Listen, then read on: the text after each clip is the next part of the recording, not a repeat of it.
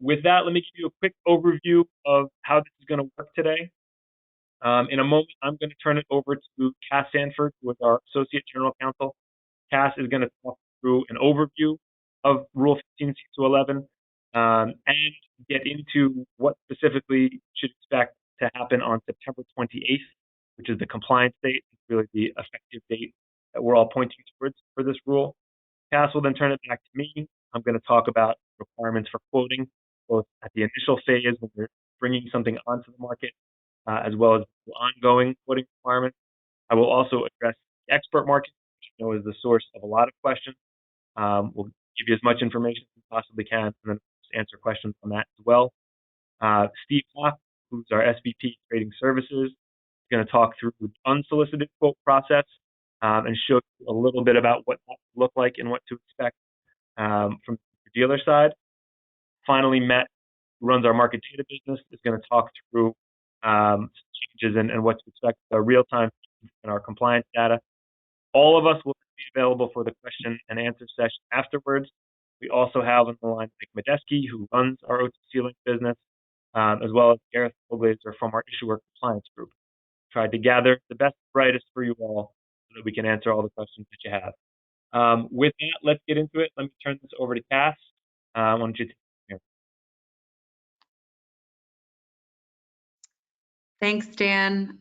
Good afternoon, everyone, and thanks so much for joining. I'm going to begin with an overview of Rule 15c211 and the amendments, and then review more specifically some of the changes and the impact that we can expect to see when the rule goes into effect later in the year in September. So just to begin with, it's helpful sometimes to get some context of the actual scope of Rule 15c211. The rule sets forth the requirements for when a broker-dealer can actually publicly quote securities in a quotation medium or an interdealer quotation system such as our OTC Link ATS. So the scope of the rule is really limited to the quoting activity on our system and the display and distribution of those quotes, bids, and asks within our system and through our market data channels. And it's worth noting that the scope of the rule does not extend to the ability of a firm to actually trade and transact in those securities. So some key takeaways from the SEC's amendments to Rule 15c211. First, the piggyback exemption under the rule, which many of you are familiar with, now requires current information. This means that on an initial basis, as well as an ongoing basis, the security will need to meet the rule's current information and other requirements. This is a pretty significant change from the way that the exemption operates now, where a security can be quoted without regard to whether or not the issuer is current in its disclosure obligations. Second, the SEC has adopted a few new exemptions to the rule and the information requirements under the rule, including most notably an exemption for larger securities that meet certain trading volume, asset, and shareholder thresholds. These exemptions will allow brokers to proprietary quote qualifying securities that may be traded on the gray market now or only eligible for unsolicited quoting. Finally, the rule allows qualified interdealer quotation systems such as OTC Link ATS to determine whether a security complies with the rule on an initial or an ongoing basis, and it will allow us to then publish out that determination. Brokers can rely on our determinations to know whether a security can or cannot be quoted on our system. So these new changes are going to go into effect on September 28th of this year, and we'll be communicating with you all regarding the changes throughout the summer. So I'm going to turn to the next slide now. and go into a bit more detail about the types of changes to the market that you can expect to see in September. First, when the rule goes into effect, we're going to see some changes concerning which securities are eligible for prop quoting. The piggyback exemption now requires, or will require in September, that the issuer have current information, have a priced quote, a priced bid or an ask, or a two-sided price quote. And it also contains a restriction on securities that are subject to SEC suspensions and certain limited application for shell companies. Shells under the new rule can only be quoted for 18-month period following the initial quotation. So the biggest impact that we'll see in September is really going to be the group of securities that are designated as no information. That's going to be around 2,000 to 3,000 securities that will no longer meet that core current information requirement under the piggyback exemption. These are going to lose eligibility for public proprietary quoting and may move to the expert or gray market. Now, going in the other direction, we're going to see a significant number of securities that may become eligible under the large cap exemption and lit up. Those securities may be in 1,000 or two that meet the large cap exemption and the metrics based on average daily trading volume, assets, and shareholder equity. So after that, that's a fairly high-level summary of the amendments to the rule. I'm going to turn it over to Dan now to cover anything I missed and provide an overview of how quote initiation will work and discuss the status of the expert market. All right, great. Thanks, Cass. And we can flip to the next slide. I know I had some audio issues earlier. Hopefully I'm coming in clearer for folks now. So I want to talk a little bit about what quoting is going to look like and what the requirements are, both for quote initiation, when somebody's coming onto the market for the first time or a security is coming onto the market for the first time, as well as the new requirements for ongoing quoting. But let's start with quote initiation. The traditional process where a broker files a Form 211 with FINRA is still going to be an option. However, one of the big changes in this rule is that there's another avenue that's going to be provided, and that is for us, for OTC, to do an initial review of whether a security meets all of the initial information requirements under the rule, and make a publicly available determination that that security can then be the subject of proprietary broker quotes on one of our markets, on OTCQX or OTCQB or Pink. Once we do that on an initial basis, that will open up the market for quoting from all brokers. So that's going to be one of the key differences from how the current 211 process works. Things will be PBQ, will be eligible for quoting immediately instead of after a 30-day period. After the initial review is complete, we've made that determination, we are on an ongoing basis every day going to make an additional publicly available determination about whether that security continues to meet the ongoing information requirements. As Cass was talking about how the rule works and what's happening here, one of the big changes the SEC implemented here is this concept of ongoing current information requirements. There are a number of ways a security can get there. We will indicate which way a company is meeting that obligation. We'll make that available both on the website and on our market data streams. And you can see on the screen what the additional ongoing requirements are for a security to continue to be PBQ. So for OTC Link subscribers, one of the big things to keep in mind is that PBQ, when you see that now, means it's eligible for you to publish a quote. PBQ will continue to mean that. The logic behind PBQ changes in line with the rule, but that's going to be a really good indication of your ability to publish a quote. Things like ensuring that the security has a one-sided price quote, that we're not talking about a security that's been previously suspended. Those are going to be part of our logic that will result in that PBQ flag. Shells is the last thing noted here, and this note about 18 months.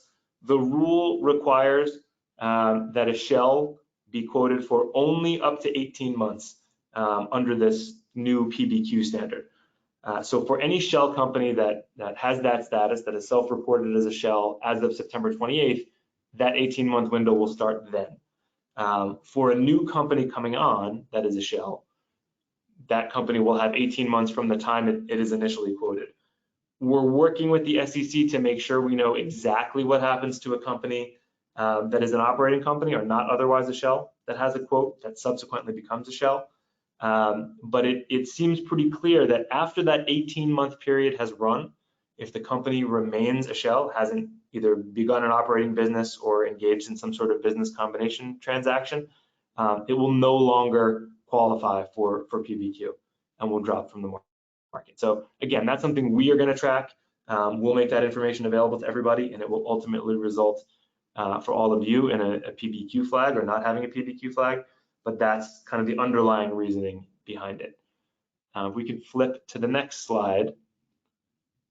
So I want to talk about the expert market, and I know we're going to have a number of questions on this as well, but let me give the background and the baseline as much status as we possibly can, and then we'll address questions as they come in. We've been talking about the expert market for a while, and the reasoning behind it is really to address the SEC's concerns as they expressed in their proposing and adopting release of 15C211. The SEC's belief is that when the general public, when a retail investor can see ongoing real-time quotes in a security that doesn't have current public information available, that retail investor becomes more susceptible to fraud. And that's largely why they are instituting a lot of the changes to 15C211, including those ongoing information requirements. What the expert market would do is provide a home for those no information securities to continue to have a public broker-dealer, or excuse me, to continue to have an electronic broker-dealer quote, allow brokers to develop price discovery, to be able to show that they met best execution requirements, but would not distribute that real-time quotation data to the general public. So it would help the SEC or help give credence to the SEC's goal of not providing retail with that information, while also not subjecting all of the investors in those securities and all the brokers to the gray market experience, which obviously leads to a different experience for all of your customers, for all the end investors there. We are working with the SEC. We have talked to them for years about this. I think it's up to about 2 years at this point. In December of last year, the SEC published a proposed rule or a proposed exemption that would establish this expert market. We are waiting, along with the rest of the industry, for the SEC to finalize that and to affirm that the expert market will exist. We are moving forward and preparing for it to happen. And as you can see at the bottom of the slide, we are also preparing for what will happen to securities if the expert market is not approved. Of note, on this slide, there is a link, and I think people will be able to hit it once this presentation is published. The link will take you to the comment file and the proposal for the expert market. So you can read how the SEC proposed the market. You can read the comments that are in the file. You can read our letter. All of the comments are in favor. To the extent people are concerned, and I think a lot of us are, about whether the commission is actually going to pass the expert market, we encourage you to put in a comment into the file. That is the best way to let the SEC know that you are concerned and that you think that this is a good idea. Again, we will shout it from the mountaintops as soon as we hear anything from the SEC, but this is not limited to us. We're not the only ones who have the ability to advocate here. And so we certainly welcome everybody else advocating as well. You can see on the remainder of the slide kind of how quote distribution would work and what securities would be eligible for the expert market should we get it. If the expert market is not approved, which is just kind of this line on the bottom of the slide, securities that are currently classified as no information will no longer be eligible for a public broker-dealer quote. They have to be removed from the OTCQX, OTCQB, or pink markets at that point. What we will likely do is move those securities to the expert market, and it won't be the expert market that was proposed in that rule with the SEC. It will be the expert market as it exists now, which is just a classification that we have created. It will be available only on an unsolicited basis, because proprietary quotes and no information securities would not be allowed without this expert market exemption. And distribution of those unsolicited quotes would be limited to the group of qualified experts that are described on the screen. Steve, in a moment, is going to talk about exactly how unsolicited quoting will work, and particularly for securities that have no information. So all of that will apply to securities that would be on the expert market in that circumstance. In terms of proprietary quoting, things that are outside of the unsolicited universe, that would really be a gray market experience. There would be no electronic quote available on the expert market or otherwise if this exemption is not approved. With that, I'm going to turn it over to Steve to talk a little bit more about the unsolicited experience. And again, we'll come back at the end for questions. Good evening, everybody. Thank you for joining the webinar. So for the OTC dealer users, come September 28th, if we do get that expert market exemption, when you do enter unsolicited quotes, you're all familiar with this box. In addition to checking unsolicited quote box, you would have to check this additional box, the non-affiliate, non-insider. So this would then allow you to process that unsolicited quote. In addition, for firms who quote via fix, there will be an additional fix tag 9535, which you could send on the quote insert / update message. We have shared the new fix specifications with your order management systems. So they should be compliant by then, or we hope. It will not hurt for you to put, pressure, call them up and make sure that they will be compliant come the compliance date of September 28th. In addition, the new dealer bill that will support the non-affiliated functionality will be available probably towards the end of July. Try to get it to you as soon as possible, since I know some firms it could take a while to get the dealer installed on everybody's desktops.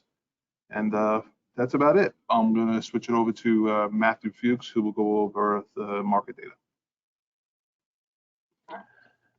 All right, thanks, Steve. All right, I'm going to quickly go over, from market data perspective, the changes we're going to be making associated with 15C211. So from a real-time perspective, really, the bolded text at the top of this slide is the key. There's no formatting or messaging changes to the real-time feeds, right? Recertification is not going to be required. Basically, what we're doing is just a label change on what's now the piggyback qualified field.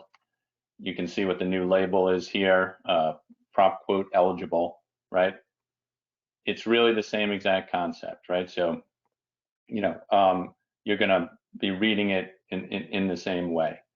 The logic behind the way this flag is going to be put together will obviously change on the 28th, and that change is going into effect on the 28th. So on the 28th, you will see a significant change for a number of securities, which Cass noted earlier, mostly associated with the no information tier. At the bottom, these links are active, so you can see, when we publish this out, where this change is, and you can see that there. I'm going to move on now to the compliance data feeds portion of this. All right, so from the data file perspective, we're going to be updating a number of our files here, which I've highlighted. For the files, the same concept will be in place for the piggyback qualified field. We're going to change the label, and the logic behind that will change. We're also adding a number of the 211 fields, which basically will supply the backup information as to why a certain security has an exemption under 211. So this is really from a compliance perspective, be able to see, what exemptions they're hitting, if they're hitting multiple exemptions or a single exemption. If they're in a grace period, a number of exemptions have a grace period, so you'll see that flag. Dan mentioned earlier around there's limitations around shell quoting. You'll see that in there as well. So these fields will be added to all of these files. We're hoping to have these files out and deployed about a month prior to the go live date. And all of these fields will be put towards the end of our the files, hopefully, so it won't cause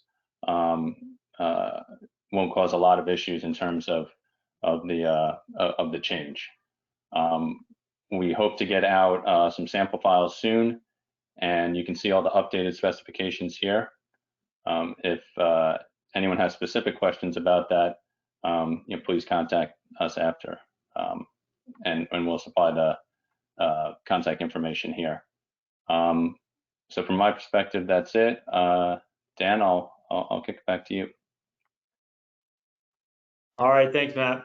And thanks everyone for bearing with some of the technical difficulties.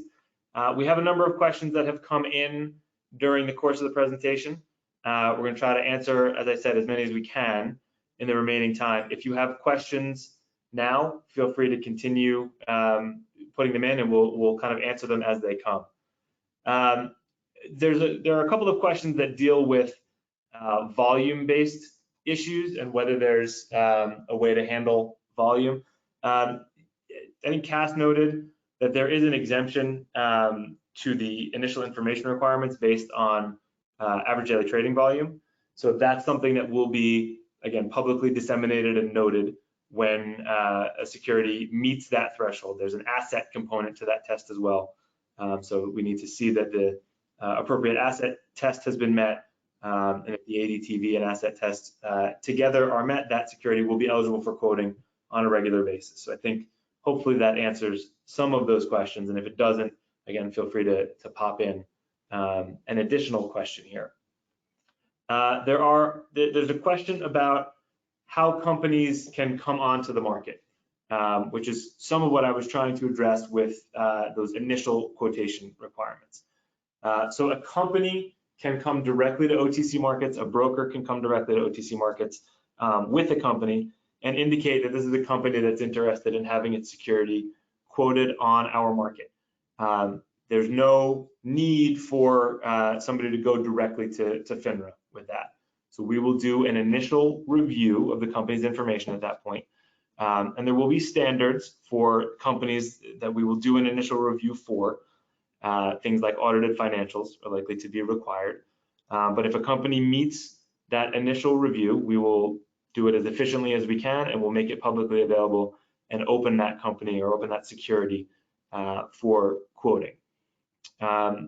Similar question with respect to FINRA's role, and in all of our discussions with FINRA and the way the rule works, there is still an option. So think about a company that maybe doesn't have audited financials, where we're not going to perform an initial review. There is still an opportunity for a broker to file a Form 211 with FINRA, just as they do now, run through that same process with FINRA, and once FINRA signs off on that 211, we would put up the quote in the same way that we do now. We would indicate that FINRA has made that determination. That would be what's available on our website and on our data feed, and we would open the quote for quoting by that specific broker, and then we would move to doing our ongoing, our continuous review to make sure that the company continues to be eligible for quoting going forward. I'm just scrolling through the questions to make sure that we get to as much as possible. There's a question with respect to RegShow and whether RegShow will apply, or whether some of the market making exemptions to RegShow will apply to expert market securities. We have talked to the SEC about that. It was really lined up that once we had confirmation that the expert market was going to go forward, we're going to be able to specifically address those kinds of concerns and hopefully get some interpretations from the SEC. At this point, to be honest, I don't know how feasible that is to get all of that kind of guidance. But as we talk to the SEC about the expert market, we are aware that RegShow is a particular point of interest for a lot of people, and we will encourage the SEC to put out information. If they don't, we will put out as much as we can based on our understanding of how the expert market will work.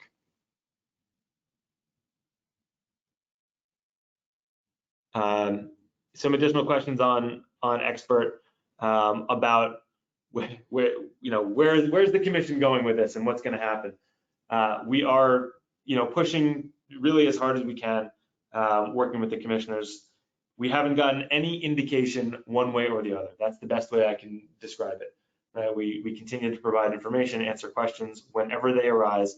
Obviously it's a concern that it's June 29th now and the compliance date is September 28th.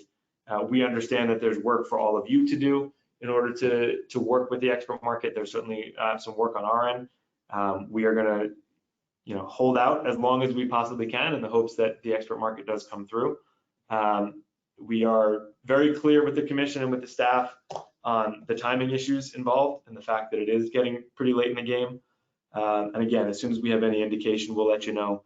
And to my earlier point, we encourage people to go to the comment file themselves, make sure that the commission hears the voice of the industry and not just OTC markets in how important something like the expert market can be.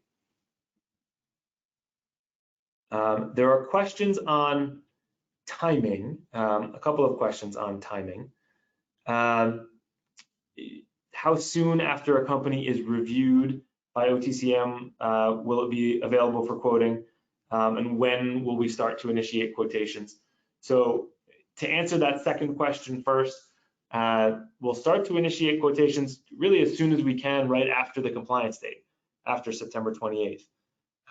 So there may be circumstances where we're doing that kind of initial review even leading up to the compliance date. September 28th is a big day for us and for all of you. So we're not likely to make any more changes than we already have to on that day, but shortly thereafter, we expect to be working on those initial information reviews and allowing folks to initiate quotations on securities that we have cleared.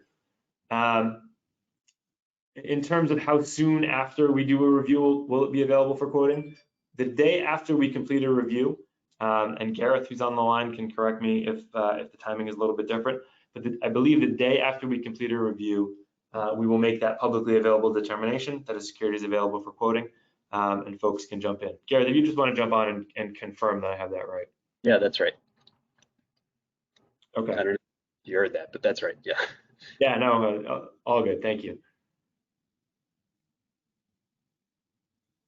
Okay, there is a question on banks and banks that file with the FDIC. I think that's applicable to banks that file under a number of different regulatory regimes. When it comes to bank reporting requirements and 211, the rule itself does not have an exemption for banks or even certain types of international companies, those that might not pose a risk of fraud. We had hoped to move the SEC in that direction with some groups of companies, but the SEC is really sticking true to the intent of the rule around disclosure, and so banks are held to the same disclosure standard as all other companies. The way it works for many banks, and we've talked to them, a number of them specifically into the ABA, and happy to talk to others if there are specific questions from banks. The information that they provide to regulators from the financial perspective is going to qualify for the financial disclosure that they're required to make public. We pull that data in and we'll make that available. There are, however, some additional pieces of information that are required under the rule, and this is for banks that don't otherwise report to the SEC, that are not included in bank regulatory filings.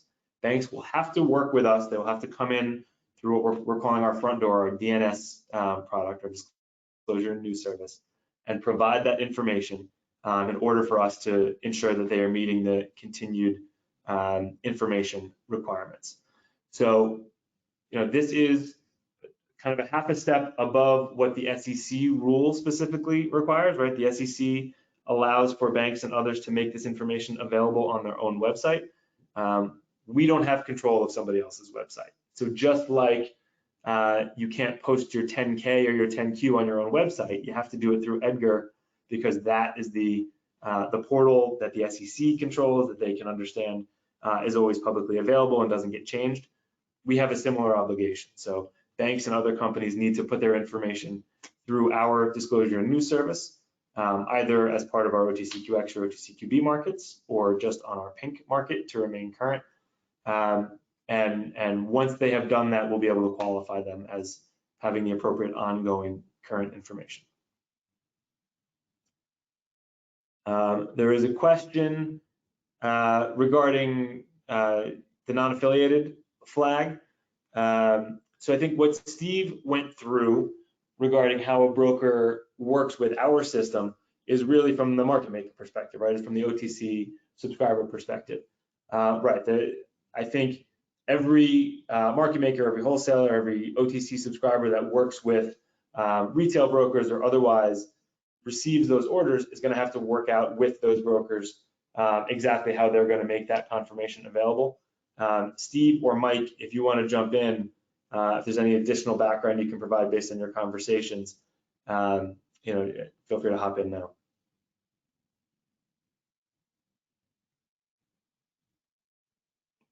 Can you just repeat the question? Sure. So the question really is, how does the broker communicate to a market maker that the customer order is not affiliated? That's going to come from the additional flag in the 9000 series they need to populate on quote entry, right? To know it's a non-affiliated insider creating that quote. Right. And for people with specific questions, you can obviously get in touch with us. We've been in touch with a number of subscribers on that as well. So I think some compliance departments have concepts around that as well.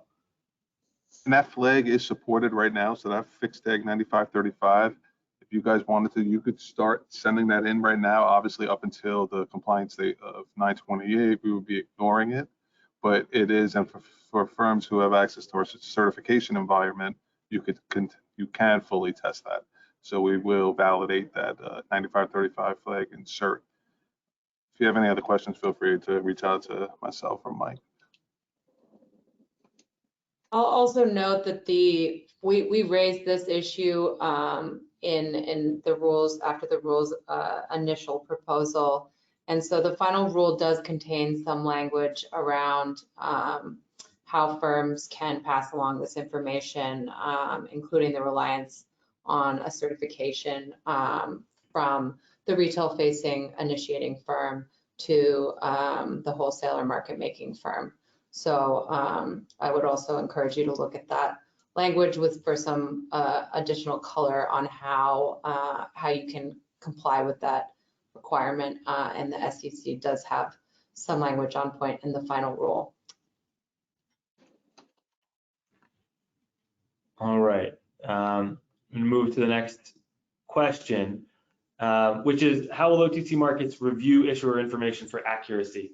And is there a merit review or other process envisioned, and what are the costs for that kind of review? So right, this would be, and just to make this distinction clear, there's an initial review process that requires that we have a reasonable basis to believe that the information is accurate and from a reliable source. And then there is a lesser ongoing standard where we're really just ensuring that the information exists and is publicly available, and checks all the boxes that are required by 15C211. So this question is really around the initial review requirement. We are required to have policies and procedures that ensure we have a reasonable basis for believing that the information is accurate and from a reliable source. The issuer itself is deemed a reliable source, and that's part of how this is going to work. We will be able to run a lot of our automated checks of the information itself to ensure that it exists. We will run through a series of red flag checks as well. It's not a merit review process, and I think that's really important. This is not about whether a company is good, bad, or indifferent. It's just about whether it meets the requirements of an initial review. There's not going to be a direct charge for that kind of review, at least the way we're envisioning it now, and I don't expect that to change. However, companies that are making this disclosure available will likely need to either be OTCQX or OTCQB companies, or come in using that disclosure and news service that we've talked about. And so we will need to have interaction with and a relationship with the company in order to run through our procedures and our process.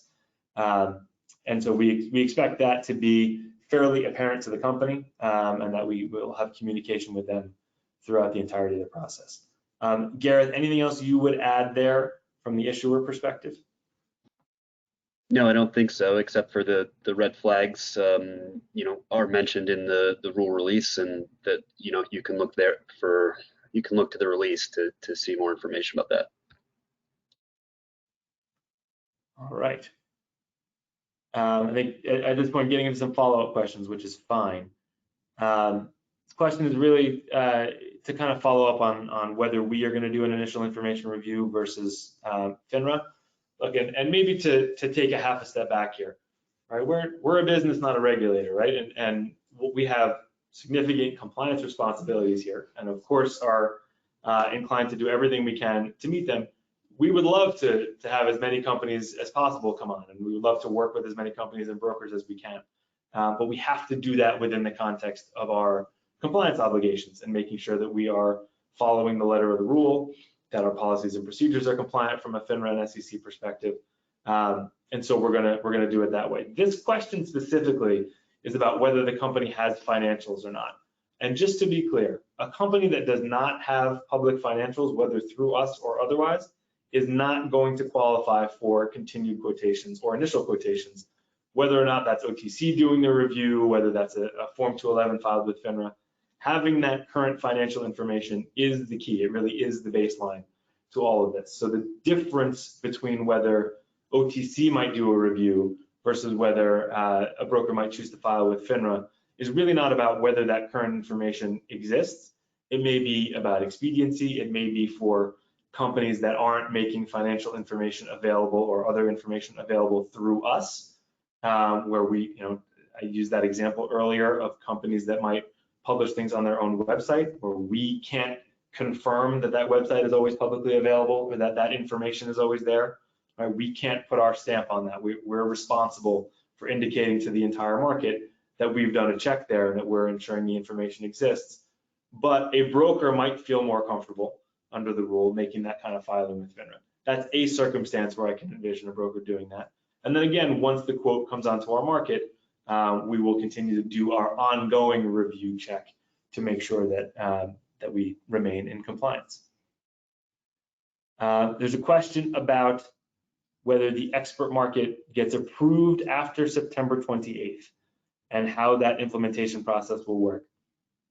I think in that circumstance, we'll certainly communicate more if we get to that point and have a belief that expert might be approved just later in the game. It's going to require some significant interpretation and additional guidance from the SEC in order to make it work. One of the key components to expert is that a company that is piggyback qualified on September 28th, but has no information, otherwise does not qualify under the information standard, will drop to the expert market. That's going to catch a large number of no information companies. After September 28th, those companies can no longer be quoted on a public market, whether or not we have expert. So if expert were to come into play somewhere down the line, somewhere after September 28th, we need to have an indication about what companies would even qualify for a proprietary quote there. And so again, that's a circumstance we hope we do not get into, but if that's the case, then on September 28th, we would be working with the procedures that we outlined around companies going unsolicited to the expert market or otherwise going gray market for proprietary quoting, and then adjusting based on whatever additional interpretation and guidance we get from the SEC. There have been a couple of questions sprinkled throughout about whether the deck will be made available after the call. And I think my audio was cutting out as I was introing it. Yes, both the deck and the recording of the presentation will be available. We will email a link to everyone who registered and logged on to the presentation. So if you're here, you'll get that. We'll also, I think, make it publicly available on our website so that others in your organization or others who didn't have a chance to log on today will be able to access it.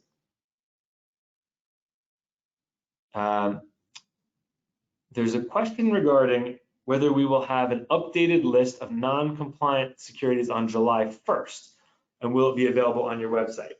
and I think this might be a good opportunity to talk a little bit about dates and the June 30th date that's been out there versus September 28th. And this is something we'll address more when we talk to issuers and investors on Thursday. We have been communicating to the issuer community as much as possible that if you want to guarantee that we have an opportunity to review your application for our disclosure and news service and the current information that you would file, that you would publish through us by September 28th, you need to do that by June 30th. Because we want to make sure, again, we had that roughly 3-month time frame to conduct the review. There are a lot of applications coming in. There's a lot of information being published and filed. Right now, the delay or the processing of those applications is somewhere between 6 and 8 weeks. So we're going to continue to process as many applications as we can, review as much information as we possibly can, right up until September 28th. There will, of course, become a point where we will not have an opportunity to get through a review, or where a number of securities are not going to apply or make that information available. The best way to look at that is to look at our no information tier, right? That's the group of companies that are not current. And so as you see that update over time, right, that's a dynamic designation. So as companies publish current information and we review it, they'll move out of that tier and into current information. Keep following the no information tier, and that's really the best way to determine, as we get closer to September 28th, what is likely to drop off the market due to non-compliance at that point.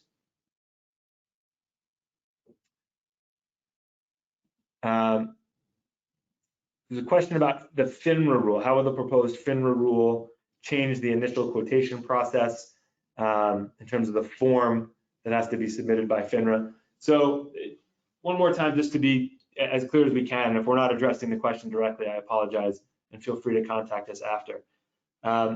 For a broker that files that Form 211 with FINRA, that process will work the way it does now. That's not something we're going to be involved in any more than we are now. Until such time as FINRA approves the form, as they do now, they let us know that the 211 has been cleared. I know they would take issue with me using the word approve, but once they clear that form, they will let us know. We will then open the security for quoting by that broker. That will continue to be the process. So nothing should change there. The real difference is our involvement if somebody works through us directly and we're doing the initial information review. So I hope that's clear, and if not, again, feel free to contact us afterwards. There's a question about whether OTC Markets will display unsolicited orders from non-affiliated orders. I think from non-affiliated investors is what we're going for. And if that's not correct, feel free to ping again and correct the question. So if the unsolicited order, the unsolicited quote, is in a security that has current information available, then yes, that will display as part of our pink tier.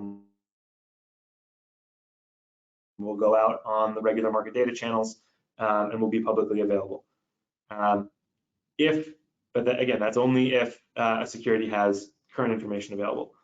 For a security that does not have current information available, that will go, regardless of whether we have the expert market from the SEC or whether we're just putting things into the expert market the way it exists now, that security will go to the expert market and will not be displayed in the public tiers. Matt, I'll pause for a second just in case you want to refine any of that answer from a market data perspective. No, that's correct. The main market data feeds do not contain quotes and expert securities, and as Dan explained there, that would follow around unsolicited as well for expert securities. Right. Thank you, Matt. The last group of questions here is all around FINRA's recent rule filing. And just to give some background, FINRA Rule 6432 is the rule now that requires a broker to file that Form 211. With the changes to Rule 15C211, FINRA filed some proposed amendments to Rule 6432. One of the pieces of that proposal requires that OTC, file really a modified Form 211 with FINRA after we make a publicly available determination that a security is quotable. So in that circumstance where we're doing an initial review, it will work the way we've described a couple of times. We'll make that available. Brokers can jump in and quote. The next day, by the end of the next day, we have an obligation to file a form with FINRA. But that's really an obligation, a compliance responsibility between us and FINRA. It's something that we're talking to them about, and we'll set up so that it becomes part of our process. There are other components of the rule proposal. It's a question about whether we're going to comment. We're likely to comment. You know, you can tell just from this presentation, we're not shy, we're not quiet about things. So we're likely to put information out there. I think the comment period ends next week, and so keep an eye out for that. I think I'll give it a minute to see if other questions roll in, or if anybody on the OTC side wants to refine or correct or add to anything I said. Maybe take a minute now. We'll see if other questions come in before we bring this to a close.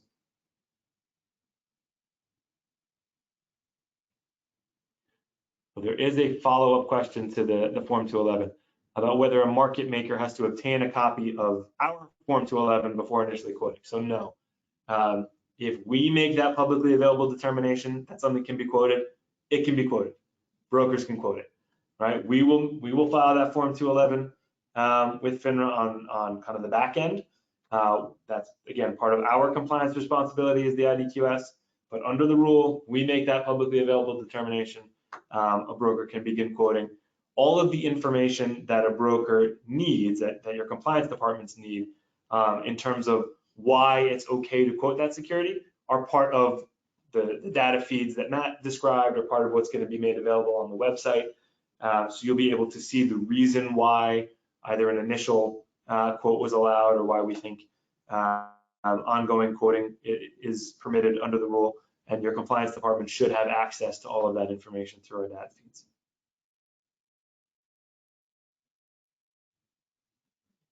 Pause again just for a minute. If there are questions either that we didn't directly answer here, or that people didn't feel comfortable posting or just didn't have a chance to, you know, I know this group is not generally shy about reaching out to us. Please feel free to continue to do so. Hopefully this provides a good set of answers for everybody here. I'll give it one more shot for anybody on the OTC side that wants to add anything. Otherwise, I think we can bring it to an end.